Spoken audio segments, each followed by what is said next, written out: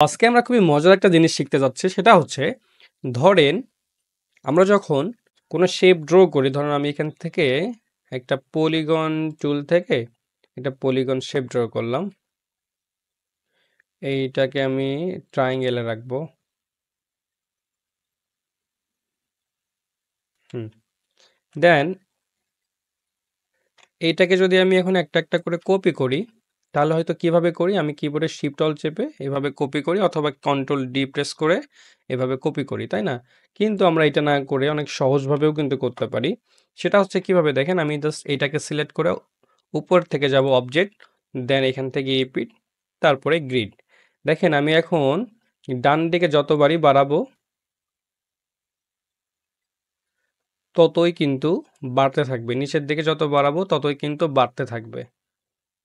দেন আমি কিন্তু স্পেসিফিংটা কমাতে পারি এবং বাড়াতে পারি। নিচের দিকেও আমরা কমাতে পারবো এবং বাড়াতে পারবো। অনেক জোস না? তো এই ছিল আজকের ভিডিও। দেখা হবে নেক্সট কোনো ভিডিওতে। Follow me for more tips.